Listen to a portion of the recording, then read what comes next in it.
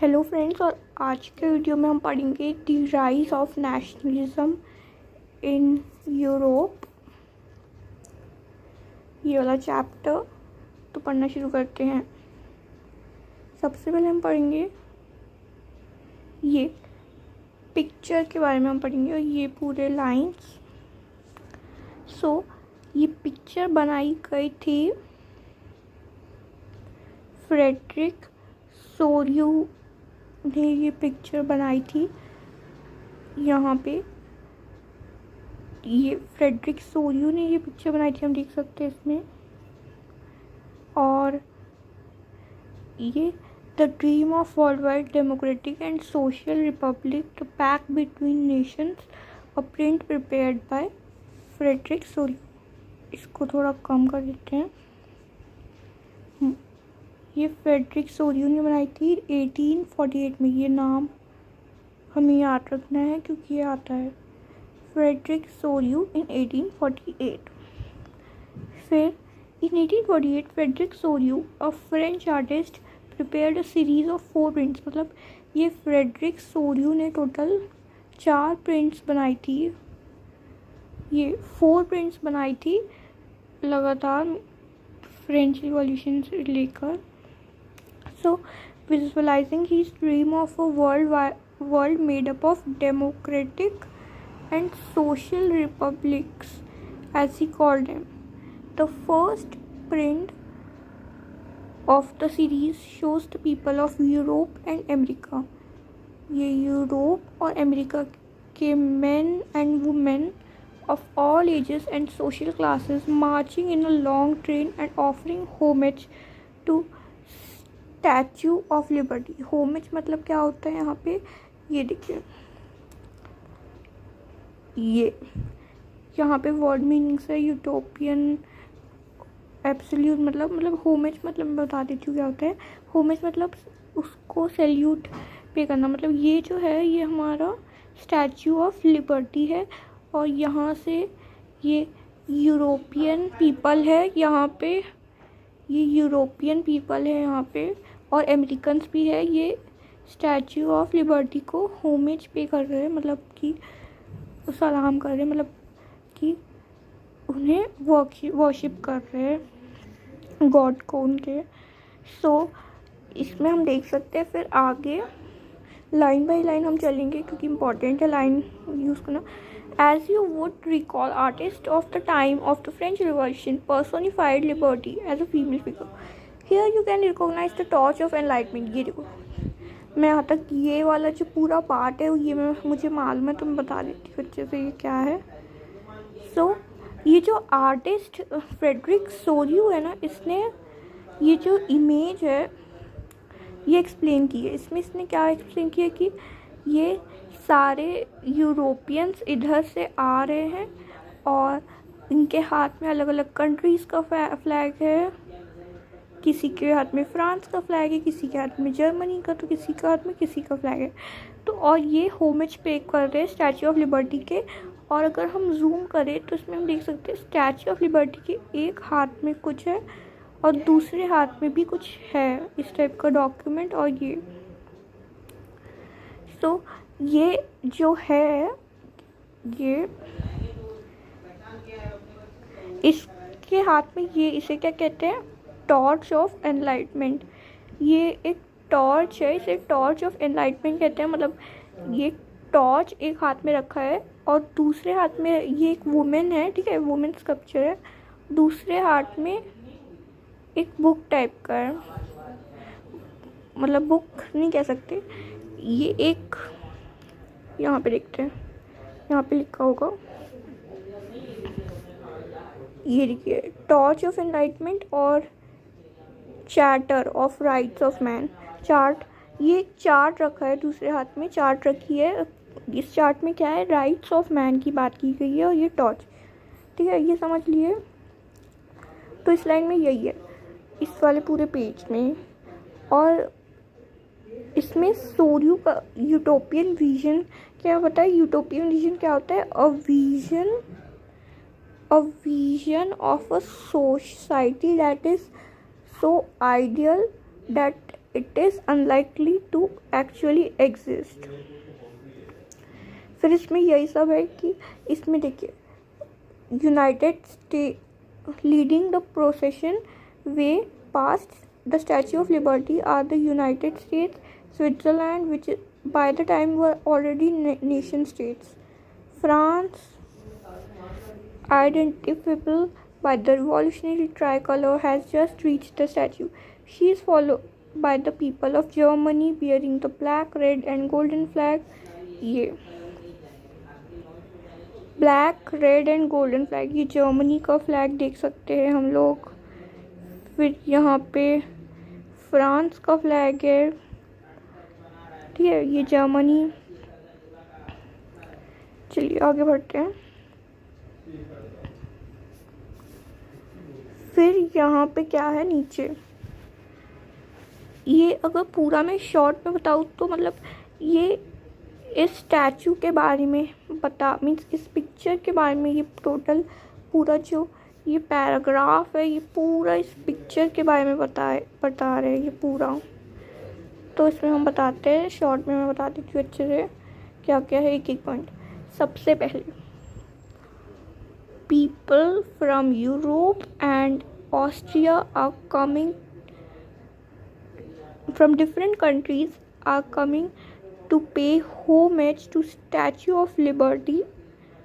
People from France, Germany, holding their country's flag, are paying homage, and the people want democracy in this picture. And we can also see कि ऊपर, ये अभी बताती हूँ, ये ऊपर के जो ऊपर देख सकते हैं, ये जो कुछ फेरी टेल्स टाइप फेरी गॉडेस लग रही हैं, एंजल्स. और यहाँ पे ये देखिए, ये जो है प्लस, इसका मतलब चर्च का साइन है, मतलब ये. सो ये फैटर्निटी यहाँ पे लिखा है. फैटर्निटी मतलब कि आज़ादी. तो इन सब लोग गॉड भी बोल रहे हैं कि हमें आज़ादी मिल गई है. मतलब ये उस समय की बात हो रही है जब ये सब नेशन स्टेट हो गया है, ये सारे नेशन स्टेट है, तभी तो ये झंडा लिए है अपना प्रिपेयर्ड. नेशन स्टेट मतलब कि एक ऐसा ग्रुप ऑफ पीपल जो कि एक कंट्री के अंदर रहे and they share common religion, common past, common culture. Okay, so इतना ही काफ़ी है, इससे ज़्यादा पढ़ने की कोई ज़रूरत नहीं, क्योंकि मेन आपको पॉइंट्स बस रिफ्लेक्ट करने हैं, बाकी ये ठीक है. तो ये वाला बहुत इंपॉर्टेंट था, मैंने अच्छे से समझा दिया. अगर कोई डाउट हो तो कमेंट में पूछिए. और ये वाला, ये Ernest Renan what is a nation, Ernest Renan what is a nation, ये भी मैं अभी बताती हूँ. एक सेकंड. चलो, तो in a lecture delivered at University of Sorbonne in 1882, the French philosopher Ernest Renan outlined his understanding of what makes a nation. Nation क्या बनाता है. सो ये जो लेक्चर था वो पब्लिश किया गया था फेमस ऐसे एंटाइटल्ड में कि व्हाट इज़ अ नेशन. ये ऐसे अर्नेस्ट रेनन ने लिखा था. और फिर उन्होंने लिखा था ये वाला पूरा part. A nation is the culmination of a long past of endeavours, sacrifice and devotion. तो उन्होंने पूरा नेशन के बारे में बताया है कि कैसे नेशन बना, कितना मेहनत लगा. सो ये नेशन के बारे में था, ये पढ़ लीजिएगा. फिर अभी हमारा मेन टॉपिक आएगा, तब मैं आराम से एकदम बताऊँगी अच्छे से. ये मेन टॉपिक है the French Revolution and idea of nation. So सबसे पहले French Revolution and idea of nation. सबसे पहले फ्रेंच रिवॉल्यूशन के बारे में बात कर लेते हैं. 9th में तो पढ़े ही थे, अब 10th में फ्रेंच रिवॉल्यूशन का एक रिकैप देती हूँ मैं. कलर ये, और ये हाइलाइटर है. ये वाला जो पूरा पार्ट है, यहाँ तक मैं एक्सप्लेन करती हूँ ये सब. चलो, इस वाले पार्ट में एक्सप्लेन करती हूँ मैं.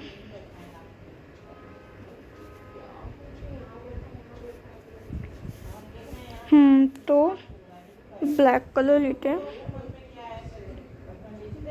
और फिर फ्रांस के बारे में देखते हैं। फ्रेंच रिवॉल्यूशन के बारे में हम पढ़ेंगे अब।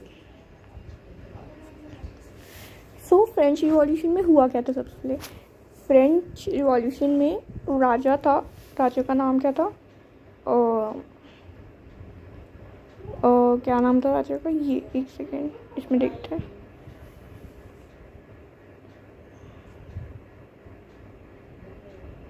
अच्छा, सबसे पहले ये देखते हैं। Territorial state in 1789 under control वाला देखते हैं।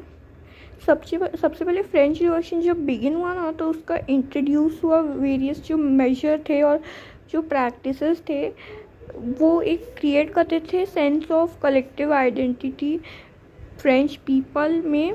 और ये जो एक आइडिया था ला पार्टी का, ला पार्टी एक फ्रेंच वर्ड है जिसका मतलब होता है फादरलैंड, एंड ले सिटोइन मतलब सिटीजन। वो एम्फोसाइज करते हैं कि ये जो नेशन है यूनाइटेड है एंड कम्युनिटी है वो इंजॉय करती है इक्वल राइट्स कॉन्स्टिट्यूशन के अंदर। और ये जो हमारा फ्रेंच फ्लैग है, ट्राई कलर फ्लैग है, 3 कलर है, वो चूज़ किया था रेप्लिकेट करने के लिए कि वो रॉयल स्टैंडर्ड को रेप्लिकेट करते हैं जो फ्रेंच फ्लैग है। एंड ये जो हमारा ईस्टर्न स्टेट जनरल मीटिंग हुआ था, याद है क्लास 9 में स्टेट जनरल मीटिंग हुआ था सेकेंड थर्ड स्टेट के बीच में टैक्स बढ़ाने के लिए। सो जो स्टेट जनरल मीटिंग हुआ था, बॉडी जिसमें एक्टिव सिटीजन थे उनको फिर वो रीनेम कर दिया था national assembly. State general meeting के बाद ही नेशनल असेंबली फॉर्म हुई थी। थर्ड स्टेट के पीपल गुस्सा गए थे तो फिर नेशनल असेंबली फॉर्म किए। टेनिस कोर्ट ओथ हुआ था। फिर जब नेशनल असेंबली फॉर्म हुई तो ओथ्स लिए गए, मार्टियर्स हुए, फिर सेंट्रलाइज्ड एडमिनिस्ट्रेटिव सिस्टम लिए गए थे, and uniform laws for all citizen was also taken in control, and French language was also spoken, and in French was became common language of nation. फिर the revolution, यहाँ से बढ़ते हैं ये वाला पूरा पार्ट। एक second. The revolution further delayed that it was the mission and the destiny. ठीक है, ये वाला मैं बताती हूँ।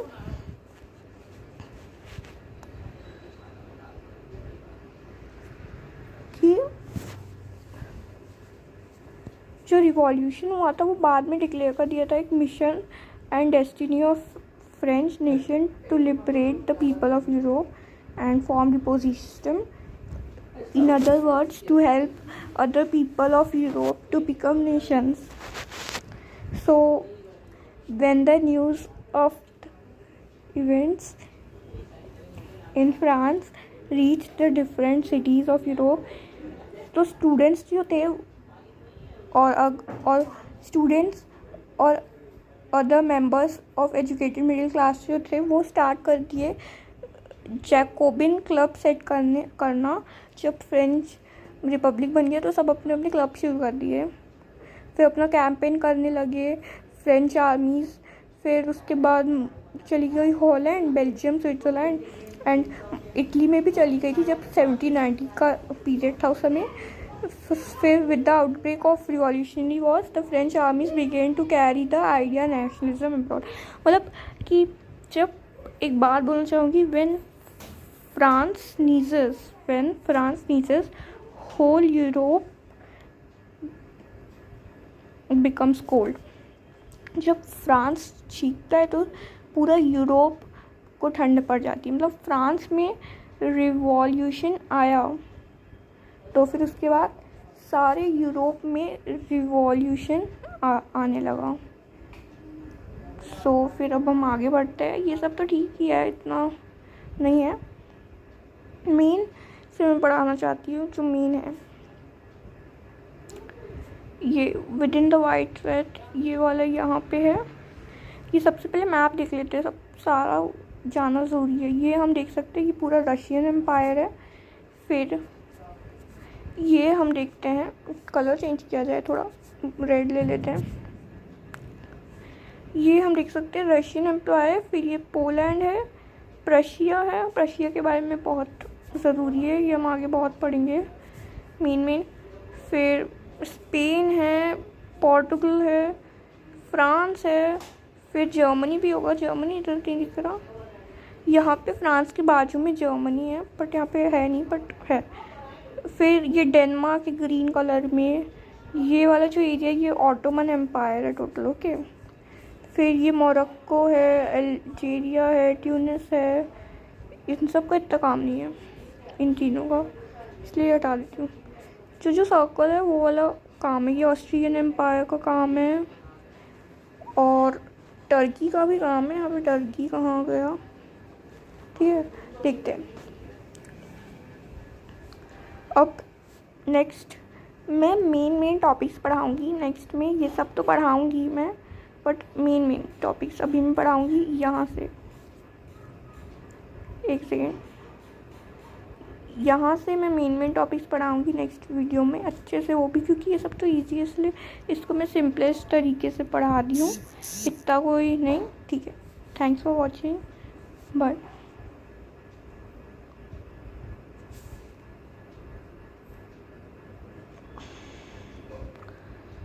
भगवान।